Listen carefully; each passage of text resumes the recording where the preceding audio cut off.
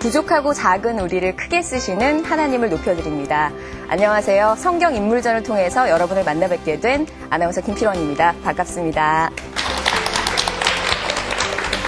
성경을 보면 신앙의 거장들이 참 많이 나옵니다. 그런데 주목할 만한 점은요, 이들도 우리처럼 나약하고 죄 많은 한 인간이었다는 점입니다. 살인을 범했던 모세가 그랬고요. 또 예수님을 모른다고 부인했던 베드로가 그랬습니다. 그런데도 하나님께서는 이들을 더없이 크게 하나님의 도구로 쓰셨습니다. 이런 얘기를 나누다 보면 하나님께서 혹시 나도? 하고 희망을 가지시는 분들도 많으실 텐데요. 성경 인물전은 이렇게 성경 속의 인물들에게서 나 자신을 발견하고 깨달아가는 시간입니다. 오늘은 그 처음 시간으로 이 인물을 들여다볼 예정인데요. 과연 누굴까요? 화면을 통해서 만나보시죠.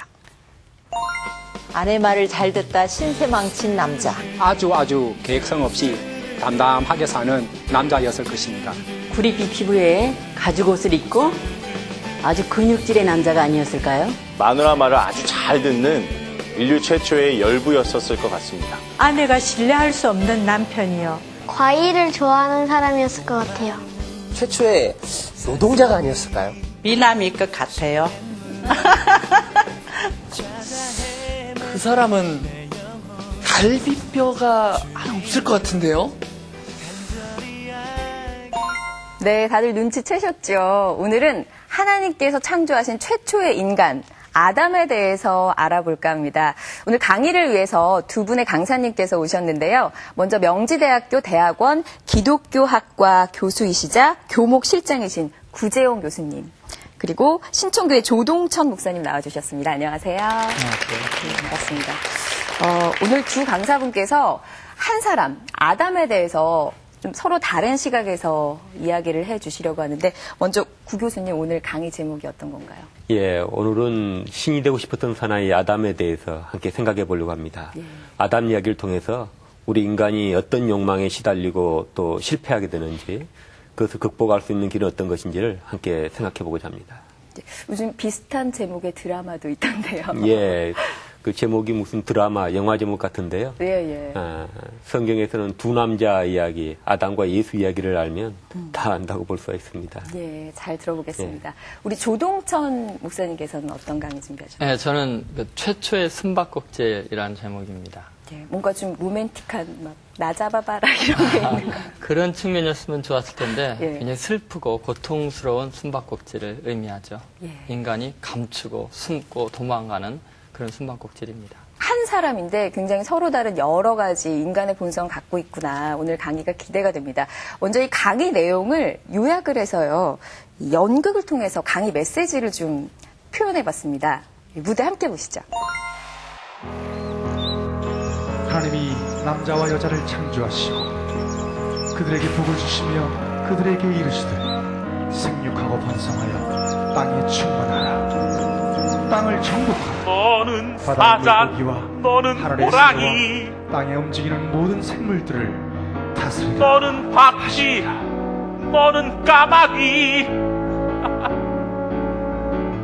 너는 두더지, 넌 하마. 이름을 지어보자.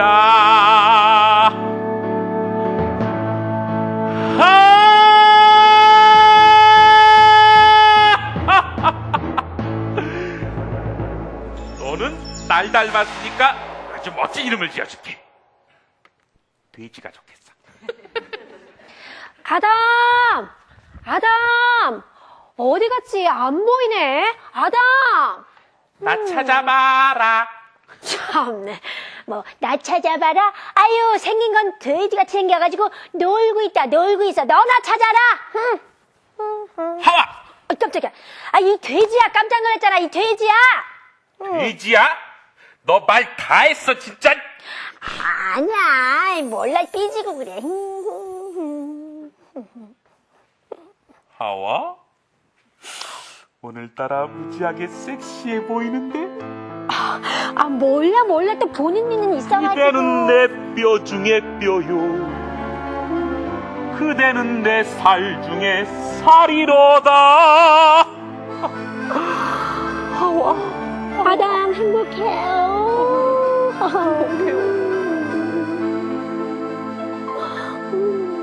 행복해.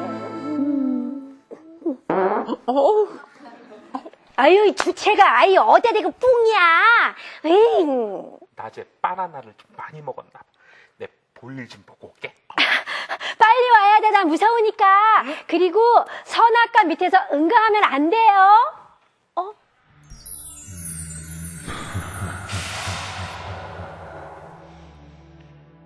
그런데 뱀은 여호와 하나님이 지으신 들짐승 중에 가장 간교하니라.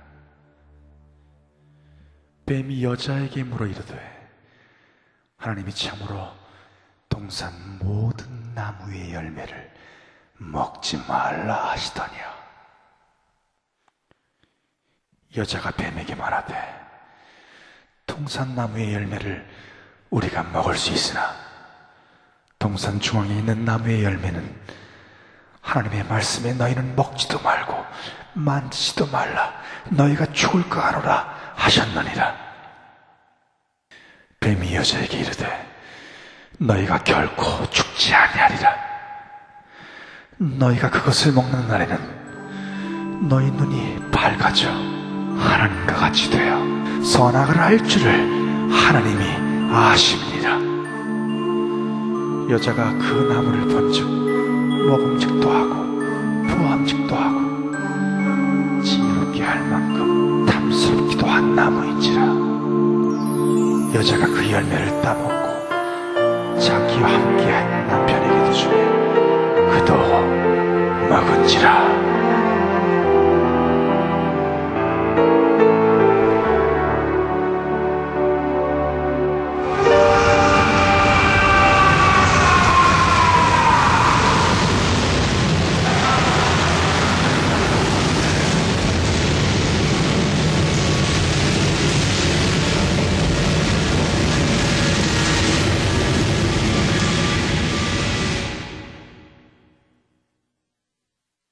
먼저 우리가 아담 이야기를 보면 우리 인간이 어떤 존재인지를 우리가 알 수가 있습니다. 성경 창세기에 보면은 하나님이 인간을 지을 때 하나님의 형상을 따라 지었다 이렇게 되어 있습니다. 하나님의 형상이 무슨 뜻일 것 같습니까? 하나님의 형상이 무엇이냐에 대해서 많은 논란이 있었습니다. 그게 단순히 외적인 모양을 가리키느냐 아니면 심성적인 걸 가리키느냐 학자들도 논란이 많았는데 일단 우리가 쉽게 얘기해서 우리 인간이 하나님의 형상을 따라 지어졌다는 것은 그것은 바로 우리 인간이 영적인 존재라는 것입니다. 그래서 성경에 보면 하나님 많은 피조물을 지었지만 인간하고만 대화를 하게 되는 거죠. 우리도 영적인 존재이기 때문에 영적인 존재인 하나님과 대화를 할 수 있고 인격적인 관계를 맺을 수가 있는 것입니다. 사단이 뱀에게 들어와서 아담과 하와를 유혹하게 된 것입니다. 하와를 유혹한 걸로 되어 있지만 하와를 유혹한 다음에 하와가 신이 될 수 있다는 얘기를 아담에게도 했겠죠. 왜냐하면 하나님 분명히 아담에게 다른 건 다 먹어도 선악과는 먹지 말라고 했기 때문에 그렇습니다. 하와가 신이 될 수 있다는 얘기를 아담에게 해줍니다. 아담도 그래서 그것을 먹습니다. 사람이 신이 될 수 있다라는 뜻은 뭘까? 그건 인간이 경험한 가장 강력한 유혹입니다. 그것은 다양한 말을 표현할 때 우리가 모든 사회에 모든 곳에 중심이 되고 싶은 욕망, 또 항상 우리의 의사를 관철시키고 싶은 욕망, 또 우리 마음대로 하고 싶은 것, 지배하고 싶은 것, 명령하고 싶은 것, 통제하고 싶은 것, 이러한 모든 것은 통틀어서 우리가 신이 되고 싶은 욕망이라고 볼 수가 있습니다. 사단이 인간에게 놓은 가장 큰 위험한 덫은 바로 신이 되려고 하는 욕망입니다. 이 욕망 때문에 인류는 피비린내 나는 싸움을 해왔고 인간은 끊임없이 갈등과 분쟁을 해왔습니다. 여러분 역사를 보면 그 증명됩니다. 왕이 되기 위해서 아버지가 아들을 죽이고 아들이 아버지를 죽입니다. 형제가 형제를 죽여왔습니다. 또 근래 와서는 우리가 사람들이 대통령이 되기 위해서 얼마나 집념을 보이고 집착합니까? 그래서 대통령병이라는 말도 생기지 않았습니까? 또 재벌가에서 후계자가 되기 위한 싸움은 얼마나 또 치열합니까? 그래서 왕자의 난, 형제의 난이란 말도 생겨나게 됐습니다. 근데 이러한 일은 정계나 또 경제계나 우리가 소위 말하는 세속사회만 이런 일이 생겨나는 것은 아닙니다. 이런 일은 사람을 구원하겠다고 하는 종교 안에서도 이런 일들이 생겨나게 됩니다. 바로 자기가 최고가 되고 자기가 모든 걸 결정하고 싶은 욕망 때문에 그렇습니다. 여러분 어떤 모임에 가서 여러분 기분 나빠서 오는 경우는 어떻습니까? 어떤 친구가 좀 나서거나 그리고 그 친구만 주목을 받고 나는 아무도 관심 가져주지 않으면 기분이 나쁜 거예요. 또 집안 모임에서도 나보다 아래 동서가 윗자리에 가 있고 나서면은 기분이 나쁜 거예요. 심지어는 교회에서도 나보다 늦게 안수받은 김집사가 더 중요한 직책을 맡고 자꾸 더 발언권이 커지면 기분이 나쁜 거예요. 또 장로님들은 집사고에 나서냐고 하면서 기분 나빠. 이러한 것들은 다 뭡니까? 이게 다 아담이 받았던 유혹. 신이 되고 싶은 욕망, 내가 최고가 되고 싶은 욕망, 내 마음대로 하고 싶은 욕망, 지배하고 싶은 욕망, 이러한 것들이 우리를 그러한 상태로 몰아가고 또 우리로 하여금 그런 죄성이 우리로 끊임없이 그런 갈등과 분노와 관계를 깨뜨리며 살게 하는 것입니다. 아담이 받았던 그 유혹, 신이 되고 싶은 유혹은 정말 치명적인 겁니다. 그것이 하나님 우리 인간에게 주신 영원한 생명을 가진 축복된 삶을 여지없이 파괴해버리고 말았습니다. 하와와 아담이 신이 될 수 있다는 욕망의 그 유혹에 선악과를 먹었을 때 어떤 결과가 생겨나겠습니까? 우리가 영원한 생명을 소유하고 축복된 삶을 사는 데는 세 가지 관계의 기초가 있다고. 하나님과의 관계, 또 사람과의 관계, 또 자연과의 관계. 이게 서로 깊이 신뢰하고 사랑하고 우리가 하나님을 창조주로서 사랑하고 섬기고 또 아내를 사랑하고 이웃을 우리가 내 몸같이 사랑하고 우리가 자연을 탐하는 것이 아니라 그 자연을 주님의 뜻대로 돌보고 보존하고 살면 그것이 에덴이고 낙원의 삶이고 천국의 삶인 것입니다. 그런데 그 유혹을 받아서 타락하게 되어 어떻게 됩니까? 맨 먼저 하나님과의 관계, 가장 우리 인간의 삶에 기초되는 하나님 관계가 깨져버리고 맙니다. 이 하나님과 관계를 맺는다. 이게 우리가 너무 추상적이기 때문에 쉽게 이해가 되지 않는데 남녀 관계로 생각해 보면 됩니다. 한 남녀가 서로 아무런 관계가 아닐 때는 두 사람이 있어도 아무런 일이 벌어지지 않아요. 두 사람이 사랑하는 관계를 맺게 되면 어떻게 됩니까? 두 사람 사이에 남이 모르는 사랑의 흐름, 기쁨의 흐름. 하나님을 우리가 주짐으로 받아들이게 돼서 관계가 맺어지게 되면 하나님의 영원한 생명을 우리가 체험합니다. 하나님의 영원한 평화를 체험합니다. 이게 종교의 신비죠. 영적인 신비인 것이죠. 그럼 사람의 관계도 깨져버리고 맙니다. 아담과 하와가 아담이 하와에 대해서 너는 내 뼈 중에 뼈요 살 중에 살이라고 정말로 가만히 있으면 편하고 가만히 같이 있어도 즐겁고 그런 일체 관계가 그러면 이 관계가 깨져서 원망의 관계가 되죠. 저 여자 때문에 내가 그렇게 됐어. 또 내 책임을 다 공동범죄를 저질렀는데 그 책임을 다 아내한테 뒤집어 씌운 저 여자 때문에 그랬어요. 또 하나님 당신이 준 그 여자 때문에 그랬어요. 이런 식으로 되는 것이죠. 그 다음에 가인이 보십시오. 형제인데도 서로 질시해가지고 아우를 쳐 죽입니다. 형제 관계도 깨져요. 가인이 또 자기가 밖에 나가면 사람들 자기가 죽일까 봐서 하나님에게 그것을 토로합니다. 다른 사람을 두려워하게 돼요. 사람이 편한 게 아니라 사람이 두려운 거예요. 집에 혼자 있을 때 사람이 오면 두렵죠? 길 가는데 뒤에서 사람 발걸음이 나면 어떻습니까? 안심이 돼야 되는데 두렵죠? 사람의 관계가 깨져버려요. 사람과 자연의 관계도 깨집니다. 땅은 저주를 받아 가시덤불과 엉겅퀴를 낼 것이고 너는 그곳에서 고단하게 땀을 흘려 먹고 살 것이다. 예전엔 자연이 이렇게 아름다웠는데 이제는 자연을 보면 내 것으로 만들고 싶어요. 그래서 투기를 해요. 자연을 탐하고 그래서 이익을 얻기 위해서 파괴합니다. 자연을 그대로 두고 보지를 못하고 자연을 착취하고 파괴하고 자기 이익을 위해서 이용만 하려고 하는 인간이 돼버리고 만 거예요. 자연 속에 살아야 되는데 인간이 자연을 파괴하다 보니까 인간이 그 자연 속에 살 수가 없는 상황에 이르게 된 것입니다. 이처럼 사람이 하나님처럼 되려고 하는 이런 욕망은 이것은 치명적인 결과를 낳습니다. 오늘 우리가 계속해서 행복하지 못한 것은 뭡니까?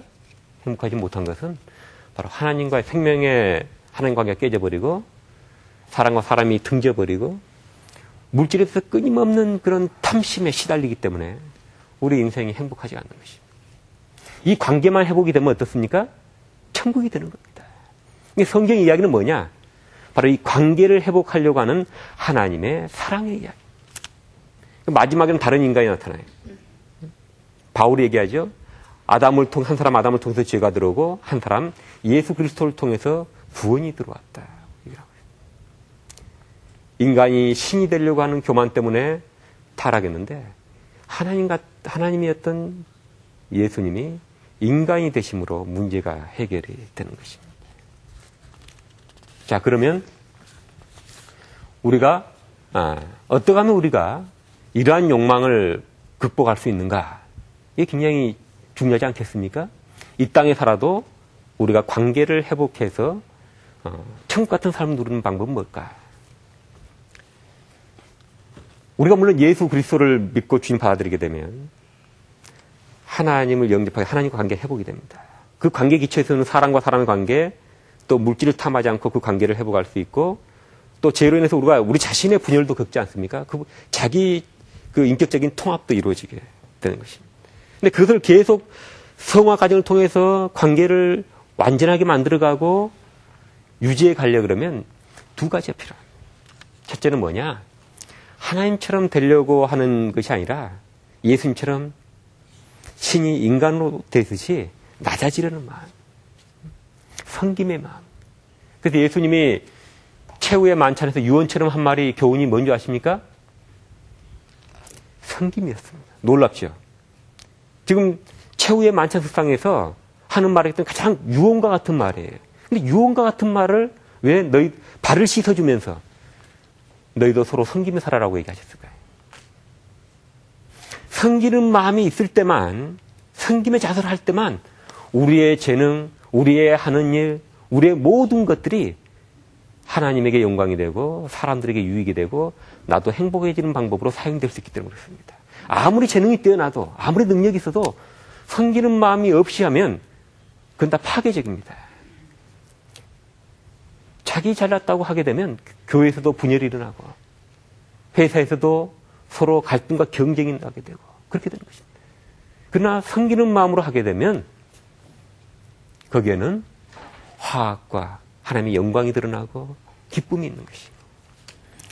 우리 학교에 교수 기도회가 있습니다. 매주 모여서 우리가 성경 공부를 하고 아이들 장학사업도 하고 그리고 사회 봉사활동도 하는 그런 모임이 있습니다. 그 모임에 성경 공부를 제가 인도하고 지도 목사로 있는데요. 저는 그 모임이 참 소중하고 아름답습니다. 우리 교수님들이 하는 거 보면요. 보통 사람들은 뭐 서기가 되고 총무가 되고 부회장 되고 회장 된다고 생각을 해요. 근데 어떤 분은 부회장 됐다가 다시 예배부장이나 이런 데 가서 굳은 일을 하면서 부장을 맡아서 또 열심히 봉사해요. 어떤 사람 총무하다가 또 봉사부장, 친교부장 가서 열심히 봉사해요. 올라가려고 그러는 게 아니라 자꾸 올라갔다 또 내려와요. 섬김의 마음이 있기 때문에 그런 게 가능한 것이죠. 둘째로는 우리가 소명 중심의 삶을 사는 것이죠. 우리가 어떤 지위를 갖다가 무조건 올라가려고 하는 게 아니라 그런 지위를 내 성취의 대상, 욕망의 대상, 야망의 대상으로 보는 게 아니라 하나님의 부름의 자리로 봐야 된다는 것입니다. 저는 그런 걸 경험했습니다. 제가 어릴 때 목사가 되려고 마음먹고 소명감이 충만해서 정말 목사가 됐는데 일을 하다 보니까 내가 소명감으로 일하는 건지 내 개인적인 성취감에 위해서 그걸 하는 건지 나중에 혼돈스럽더라고요. 나이 40이 될 때 제가 제 자신을 깊이 회개하면서 어떻게 하면 죽을 때 후회 없이 죽을 수 있을까? 두 가지 있더라고요. 하나는 뭐냐? 소명 중심으로 산다. 높은 자리에서 올라갈 수 있어도 내 자리 아니면 올라가지 않는다. 내가 그것을 성취할 수 있어도 내가 소명받은 일이 아니면 성취욕에 이끌려서 그 일을 하지 않겠다. 소명에 오르내 살겠다. 둘째는 뭐냐? 인생을 많이 사랑하고 섬기며 살겠다. 그렇게 살면 죽을 때 후회가 없겠더라고요. 아주 아무런 여한 없이 이 세상을 떠날 수 있겠더라고요.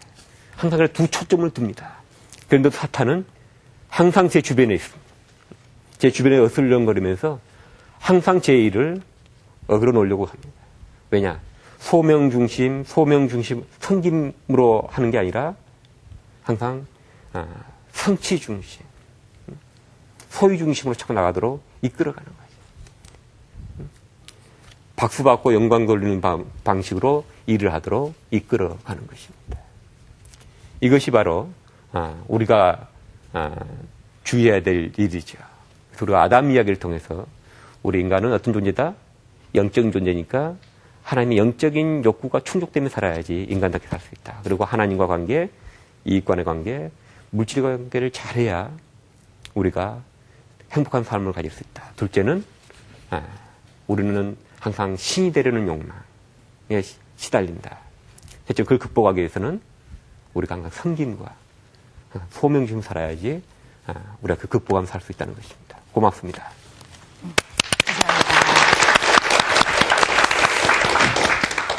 왜 이렇게 뭔가 하고 싶은 게 많고 인간관계가 잘 안 되고 이런지를 아담을 통해서 그게 이렇게 내려온 건가. 목사님 말씀 들어보니까 그런 생각이 들어요. 아담의 죄성이기도 하고 우리 인간의 가장 큰 욕망이죠. 내가 모든 것의 중심이 되고 싶은, 내 뜻대로 하고 싶은, 그게 인간의 가장 큰, 누구에게나 그런 것이 있는 거죠. 네, 뭔가 하고 싶고 되고 싶고 안 되면 너무 속상하고 남이 나보다 좋은 옷이나 좋은 차 타면 너무 속상하고 이런 게 다 아담으로부터 왔나 막 그런 생각이 드는데요. 여러 가지를 생각하게 되는 말씀 해주셨습니다. 계속해서요. 그럼 우리 조동천 목사님의 최초의 숨바꼭질 이라는 말씀 들어보겠습니다. 최초의 숨바꼭질, 굉장히 낭만적으로 들리시겠지만 실제로 이 이야기는 굉장히 슬픈 숨바꼭질입니다. 인간이 범죄하고 나서 첫 번째 나타나는 그 증상이 자기를 감추고 또 자기의 본질을 숨기려고 하면서 피하여 도망가는 그런 안타까운 숨바꼭질이 진행이 됩니다. 이 숨바꼭질은 크게 세 가지 측면에서 진행이 됩니다. 첫 번째 가장 안타까운 숨바꼭질은 그 인간과 인간의 숨바꼭질입니다. 오늘 본문 말씀을 보면은 창세기 3장 7절에서 이렇게 이야기합니다. 이에 그들의 눈이 밝아져 자기들이 벗은 줄을 알고 무화과 나무 잎을 엮어서 치마를 하였다. 이렇게 나옵니다. 근데 가만히 생각해 보면 이들의 눈이 밝아졌다는 것은 아까 사탄이 했던 말입니다. 근데 정말 눈이 밝아지긴 했지만 놀랍게도 그 눈이 밝아지는 것은 밝히는 쪽으로 자기의 욕망과 자기 중심적으로 다른 사람을 대하기 때문에 눈이 밝아지지만 그것은 악한 쪽으로 밝아지기 시작했습니다. 이것이 죄 지은 인간들의 안타까운 현실이죠. 그래서 인간들이 이 밝은 눈으로 사람들의 악을 보기 시작하니까 자기들의 부끄러운 점을 가리고 싶은 것입니다.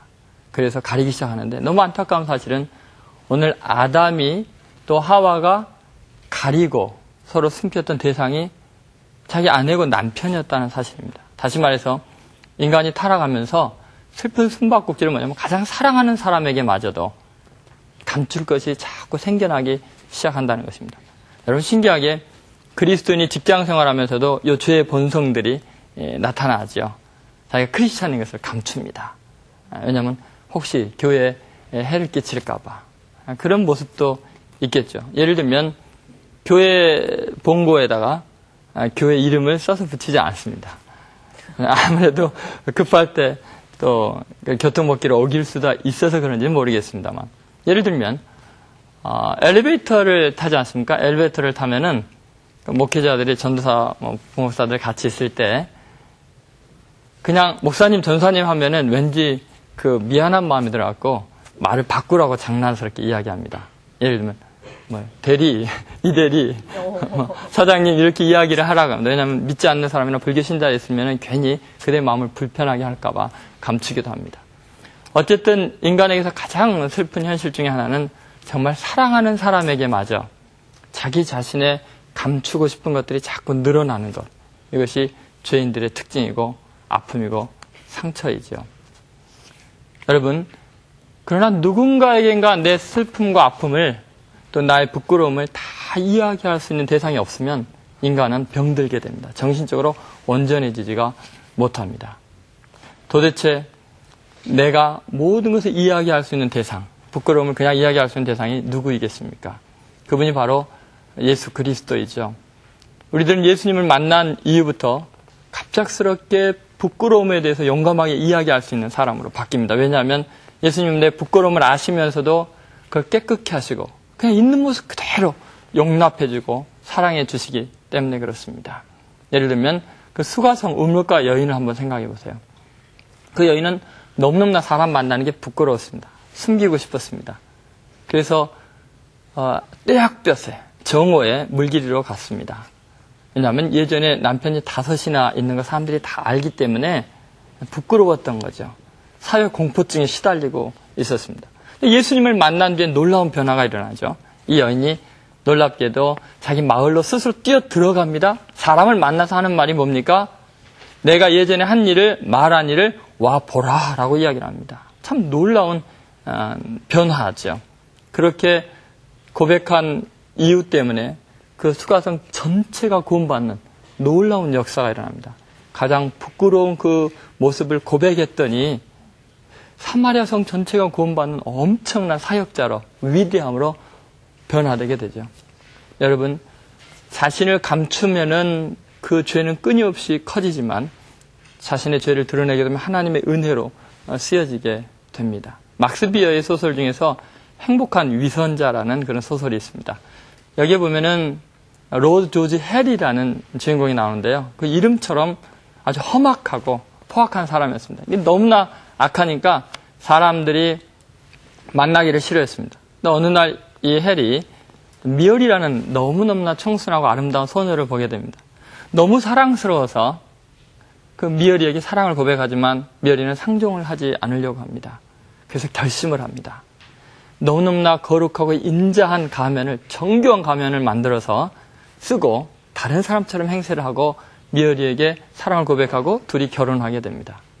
그런데 놀라운 사실은 둘이 너무너무나 사랑하다 보니까 모든 사람들이 부러워할 만한 행복한 가정이 되었습니다.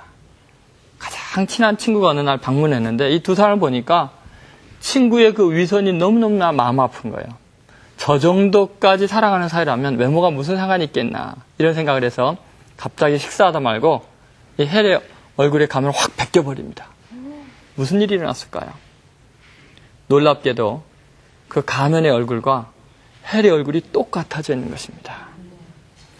우리는 숨기고 싶은 것들이 많아서 사랑하는 사람에게마저도 고백하지 못한 아픔을 안고 살아가지만 주님을 만나고 주님을 사랑하는 마음으로 사람을 사랑하면 내 부끄러운 모습이 있는 모습 그대로 고백할지라도 어느 날 그것이 부끄러움으로 드러나는 게 아니라 예수님의 형상으로 변화 있는 자기 자신을 발견하는 놀라움을 경험하게 될 것입니다.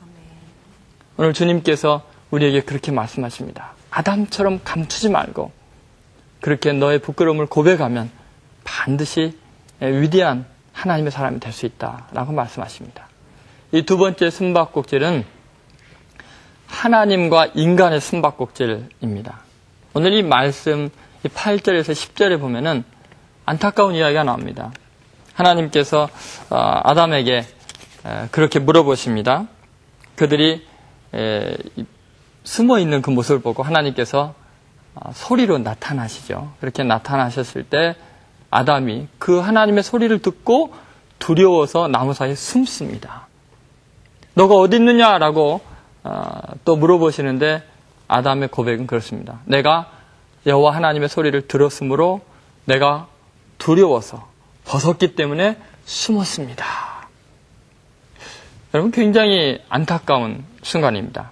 하나님의 소리를 들었는데 인간은 이 귀가 거룩한 하나님의 말씀을 감당할 길이 없습니다. 인간이 타락할 때 아까는 그 눈이 타락해서 이렇게 밝히 보는 그런 타락이 있었지만 이 귀가 타락했기 때문에 하나님의 말씀을 감당을 못합니다. 그래서 하나님의 소리를 듣고 피하였다. 이렇게 성경은 기록하고 있습니다. 그런데 이 순간은 하나님에게 굉장히 큰 아픔의 순간입니다. 왜냐하면 정말 사랑하는 사람에게는 내 부끄러운 것, 두려운 것도 이야기하고 싶어지지 않습니까? 정말 하나님을 신뢰한다면 아담이 실수하고 더러웠을 때, 죄 때문에 두려울 때 하나님을 찾아가서 하나님 품에 안겼어야 됩니다. 근데 놀랍게도 하나님을 피하여 숨기 시작합니다. 인간이 이렇게 하나님의 말씀을 거절하고 듣지 않으려고 합니다. 그래서 많은 그리스도인들이 성경을 일부러 안 읽는 경우도 있습니다. 왜냐하면 죄 편하게 지으려고. 하나님의 뜻을 아는 게 두렵기 때문에 그렇기도 하죠. 하나님이 두려워서 피해 숨었을 때 하나님이 아픈 것은 선악과를 다 먹었기 때문에 그 선악과가 아까워서 마음이 아프신 게 아니죠. 범죄한 이후에 하나님을 찾지 않고 피하는 그것 때문에 하나님을 신뢰하지 못하고 사랑을 믿지 않기 때문에 하나님의 마음이 아픈 것입니다. 그런데 놀라운 사실은 그렇게 하나님을 피하고 숨는 그것 속에는 자유함이 없습니다. 영원한 두려움이 가득하게 됩니다. 아이들을 한번 생각해 봅시다. 갓난 아기는 자기의 기저귀에다가 오물을 싸고 냄새를 풍기면서도 아주 뻔뻔스러울 정도로 땡깡을 부리고 소리를 지릅니다. 그리고 치워달라고 응얼거립니다. 그리고 어머니가 치워주고 나면 방긋방긋하게 웃죠. 근데 더 기적적인 것은 그 어머니의 모습이죠. 어머니는 신기하게 그 더러운 냄새나는 그 기저귀를 보면서 색깔도 봅니다. 아이고 색깔 곱기도 해라 그러죠. 심지어 냄새를 맡으면서 건강하구나. 어이구 예쁜 거. 어이구 잘도 쌌네 그러죠. 여러분 우리 하나님이 우리에게 기대하는 건 그렇습니다. 실수할 수 있고 죄질 수 있지만 피해서 숨는 게 아니라 내가 누구에게 가겠습니까? 하늘에서도 땅에서도 나의 소망은 주께 있나이다. 난 주님밖에 바라볼 리가 없습니다. 그렇게 하나님에게 나아간다면 그것이 하나님의 기쁨이죠. 여러분 돌아온 탕자 비를 보면은 거기에 나오는 아버지의 마음이 바로 이 하나님의 마음을 잘 보여주고 있습니다.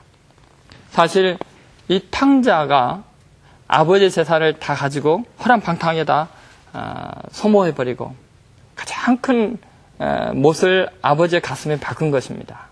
친구들에게는 돈을 썼습니다. 이웃들에게는 많은 것으로 호강을 시켜줬을 겁니다. 그 돈으로. 가장 힘들게 한 장본인이 바로 자기 아버지였습니다. 근데 놀랍게 아버지는 그 아들이 거린이 되고 그 오물 냄새가 가득하고 누더기가 돼서 폐인이 돼서 돌아왔을 때 그 아들을 끌어안고 목욕을 시키고 옷을 입히고 신발 시키고 가락지를 끼우고 더 놀라운 것은 개선 장군처럼 잔치를 벌리고 있다는 것입니다. 왜 그랬을까요?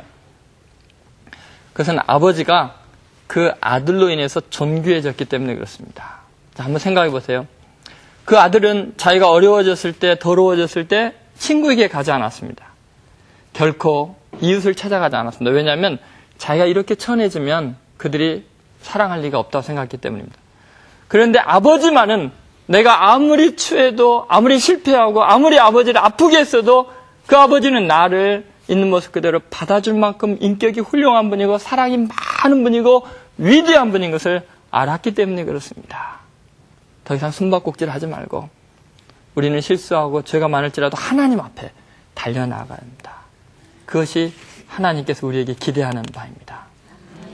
세 번째 숨바꼭질은 자기 양심과의 숨바꼭질입니다. 이 아담이 타락하고 나서 정말 잃어버리고 힘겹게 찾아다녀야 했던 것이 자기 자신의 모습이었습니다. 자기 자신을 드러내지를 못합니다. 얼마나 부족한지 11절과 13절에 잘 나와 있습니다. 거기에 보면은 하나님께서 아담에게 그렇게 말합니다. 누가 너 벗었음을 너에게 고하였느냐? 내가 너에게 먹지 말라고 한 그 나무의 열매를 너가 먹었느냐? 하나님의 이 질문 앞에 아담은 간단하게 대답하면 됩니다. 예, 잘못했습니다. 제가 먹었습니다. 죄송합니다. 그렇게 했으면은 인류의 운명이 달라졌을 것입니다. 근데 그 한마디를 하기 위해서 아담이 그 앞에 엄청나게 많은 이야기를 합니다. 그것이 입이 타락을 해서 인간이 끊임없이 자기 자신을 잊어버리는 그 불행을 자초하게 된 거죠. 그 무슨 말을 했느냐? 하나님께서 내게 주셔서 나와 함께 있게 하신 그 여자, 그가 그 나무 열매를 내게 줌으로 내가 먹었나이다. 이 이야기의 이 말의 핵심은 뭡니까? 1차 원인이 하나님 때문이라. 하나님이 주시지만 않았으면 내가 이런 일 당하지 않았을 텐데 인간이 이렇게 못됐습니다. 하나님 저 직장에만 들어가게 해주세요 해놓고 그 직장에서 고생하면은 하나님 왜 내게 이런 직장을 주셨습니까? 하나님 원망하죠. 어떤 청년들은 한 아가씨를 사랑해서 정말 이 사람만 하나님 주시면 하나님 나라 위해서 헌신하겠습니다 해놓고 결혼해서 힘들 때는 어쩌다 저런 왼수를 내게 주셔가지고 하나님을 원망합니다.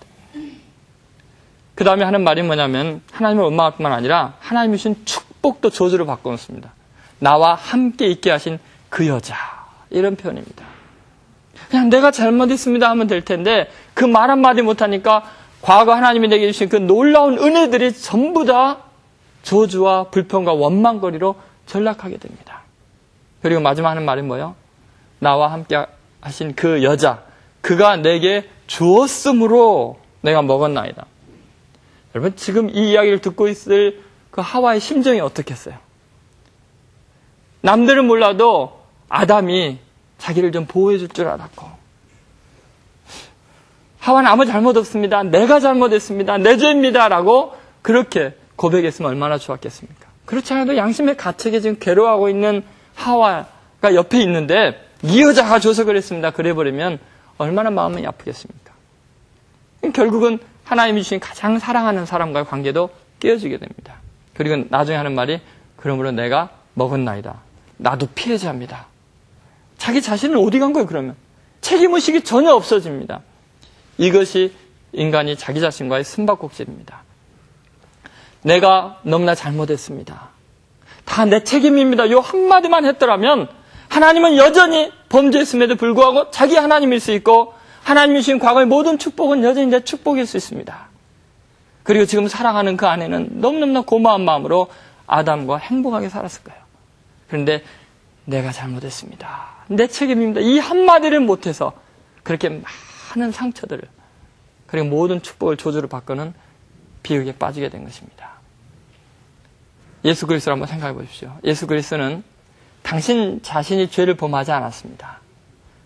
죄가 하나도 없는 분인데 모든 세상의 죄를 지원 하나님의 어린 양으로 자신을 제물로 바치셨습니다. 모든 인간들의 죄에 책임을 지셨기 때문에 그분은 하늘에 있는 것과 땅에 있는 것과 땅 아래에 있는 것들로 모든 무릎이 예수 이름에 꿇게 되고 예수를 주로 시인하여 하나님 아버지께 영광을 돌리게 했습니다. 놀라운 사실은 책임감을 크게 느낄수록 우리의 존재가 명확해지고 위대한 사람이 된다는 것입니다. 최초의 아담이 실패했던 그 자리에 예수 그리스도는 인류의 모든 죄악을 책임지면서 우리에게 생명을 주셨습니다. 아담을 통해서 우리가 다시 한번 하나님 앞에서 숨바꼭질이 중단이 되고 인간과 인간에서 모든 걸 드러내고 이야기할 수 있고 하나님을 내 아버지로 고백하면서 그분의 품에 안기고 내 자신의 정체성을 새롭게 하고 존귀한 자들로 거듭나는 그런 여러분과 제가 되기를 주의 이름으로 축원드립니다. 아멘.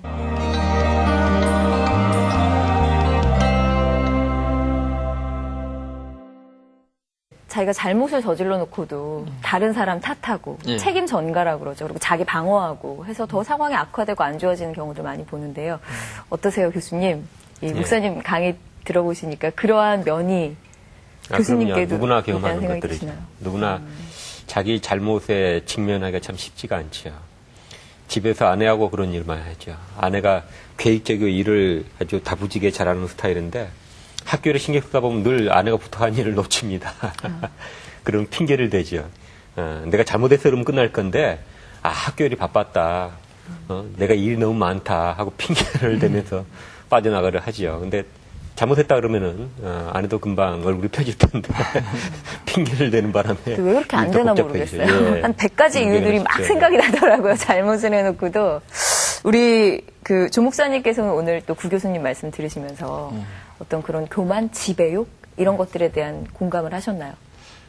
제가 제 모습을 보면서 내가 도대체 어떤 면에서 교만하고 집요하기 뭔가를 생각하는데 도무지 생각이 안 나는 거예요. 그 정도로 제가 교만해요. 전혀 교만하지 않으려 생각할 정도로 정말 교만해요. 맞는 말씀이세요. 예. 참. 오늘 방송 속에서 또 이렇게 강의를 정말 들어주셨던 우리 방청객 여러분들도 남다른 소감이나 공감하시는 부분, 또 질문하실 것들이 있을 것 같은데요. 예, 말씀해 주세요. 기싸움하는 신혼부부나 부부싸움으로 갈등하고 있는 그 부부들에게 오늘 구 교수님 말씀이 아주 많이 도움이 될 것 같은데요. 이런 부부들에게 조언을 좀 해주셨으면 합니다. 저도 잘 못하는 걸 질문. 너무 어려워요. 예. 저는 개인적으로 그런 생각이 도움이 됐던 것 같아요. 그러니까 결혼할 때 내가 집사람한테 해줘야 될 게 뭘까 그런 생각을 해봤습니다. 근데 내가 집사람하고 결혼함으로써 내가 아내에게 기대하는 게 있더라고요. 아내로부터의 도움, 아내가 가정을 잘 이끌어주고 또 나와 잘 생활해주는 그 기대가 있었는데 아내도 내가 그렇게 그런 기대가 있다면 아내도 나한테 대한 기대가 있을 거다. 그러니까 내가 아내를 통해서 내 인생이 더 완전해지고 내 자아 실현이 이루어지길 기대하듯이 아내도 나를 만남으로써 나의 도움을 통해 자기 삶의 실현과 자기 하고 싶은 일을 하고 인생이 더욱 완전해지길 바라지 않을까. 그래서 돕는 배필이란 말이 참 그 성경의 말이 좋은 것 같아요. 아내도 내게 돕는 배필이 되어주고 나도 아내에게 돕는 배필이 되어주는 거예요. 둘째는 뭐냐면 자꾸 자기 뜻대로 하려고 그러는 과정에서요. 근데 그래서 잘못된 경험이 없어서 내 생각하고 다르면 왜 그렇게 틀렸어 이렇게 말을 하는데 항상 상대방 생각이 맞을 수 있다는 생각을 갖는 거예요. 그래서 틀렸어라고 얘기하지 말고 그것도 좋은데 내 생각은 이러면 좋겠다. 그러니까 그 말을 꼭 붙여 살아야 된다. 그것도 일리가 있는 것 같아. 그것도 좋은데 최근에 저도 그 조금씩 합니다. 그것도 좋은데 이렇게 하면 어떨까. 그러니까 항상 그 상대방이 더 좋은 생각을 가질 수 있다는 것을 우리가 생각하는 것. 그래서 늘 내 생각을 내세우기보다는 생각을 서로 모으는 태도를 갖는 것. 남자들은 당연히 자기가 가장이라 생각을 하거든요. 여자들은 턱도 없는 일이라 생각하거든요. 근데 서로가 서로의 생각을 들어보려고 하는 게 제일 중요한 것 같아요. 도와줄 생각만 하고 좀 자기 의는 내려놓고 이래야 되는데 이게 참 어려운 것 같습니다. 우리 다른 또 질문하실 분 계신가요? 기독교인으로서 모범적인 그 본을 보이려고 하다 보니까 때로는 제 잘못을 선의의 거짓말로 이렇게 표현하고 포장하려 할 때가 있습니다. 근데 오늘 우리 목사님의 말씀을 듣고 보니 이것도 제 잘못을 솔직하게 인정하지 않고 감추려 하는 그 인간의 본성이 아닌가 하는 생각이 듭니다. 목사님, 그런가요? 네. 말씀해 주세요. 그 그리스도인들이 그 유혹을 많이 받죠. 선의의 거짓말. 그런데 그 거짓말을 이기는 방법 중에 가장 중요한 게 아담이 그렇게 타락한 존재이듯이 나도 타락한 죄인이라는 것을 인정하는 거죠. 너무 완벽한 존재로 보이려고 애쓰지 않고 그래 나는 원래 죄인이야. 죄인 중에 괴수지. 그렇게 자기 자신에 대해서 인정을 하게 되면은 그다음부터 거짓말을 안 해도 되는 단계가 됩니다. 그리고 더 중요한 것은 내 연약함을 이야기하는 것이 위선적으로 포장해서 이야기하는 것보다 훨씬 위대해집니다. 아까 본문의 말씀을 우리가 나눴듯이 내 그 죄성과 연약함을 솔직하게 이야기를 하지 않습니까? 그럼 상대편의 마음이 확 열려버립니다. 그러면서 놀라운 반응이 일어나는데 나도 그러는데 하면서 동질감을 형성하게 되고 하나가 되게 됩니다. 그래서 참 저분 솔직한 분이야, 진실한 분이야. 오히려 그렇지 우리의 연약함을 손가락질할 만한 자격 있는 사람이 아무도 없거든요. 그리고 더 중요한 것은 거짓말 안 하는 방법 중에 한 가지가 뭐냐면은 구 목사님 말씀하셨듯이 사명에 집중해서 하는 겁니다. 나라는 존재를 저 사람이 어떻게 바라보느냐는 의미가 없습니다. 나를 통해서 나를 구원하신 예수님이 영광스럽게 되고 하나님 나라가 확장이 되면 그것으로 만족하는 거죠. 그러니까 나는 사명 때문에 사는 거지 내 사욕을 위해서 사는 게 아니지 않습니까? 그러면 거짓할 필요가 없는 거죠. 나에 대해서 어떤 오해를 받건 또는 내가 뭐 포장을 하지 않아도 주의 뜻이 이루어진다면 아멘, 할렐루야 하면은 거짓을 이길 수 있는 능력이 생길 겁니다. 하나님께서 주시는 용기가 아니면 사실 우리 잘못도 고백하기가 너무 어려운 그렇죠. 부족한 사람인 것 같습니다. 우리는. 예, 오늘 아담을 통해서 우리 안에 내재되어 있는 그 막 지배욕, 교만 이런 것들도 알아봤고요. 또 남 탓하려고 하는 책임 전가 이런 여러 가지 죄성을 통해서 여러 가지 생각을 해보게 되는 그런 좋은 기회를 가졌습니다. 오늘 강의 어떠셨나요? 괜찮으셨어요? 예, 함께 보시는 시청자 여러분들도 같은 마음이셨으면 좋겠습니다. 오늘 좋은 강의 해주신 두 분 강사님께 다시 한번 큰 박수 부탁드릴게요. 감사합니다. 예, 고맙습니다. 성경 인물절을 잘 보시면은요, 성경 인물을 통해서 나 자신을 발견하고 깨닫기도 하지만은요, 또 선물도 챙겨가실 수 있습니다. 지금 자막으로요, 성경 퀴즈가 나가는데요. 퀴즈의 정답을 저희 성경 인물전 홈페이지에 올려주세요. 추첨을 통해서 선물을 보내드리도록 하겠습니다. 이번 한 주도 하나님의 은혜 가운데서 평안하시고요. 저희는 또 다른 주제로 다음 이 시간에 여러분 만나겠습니다. 고맙습니다.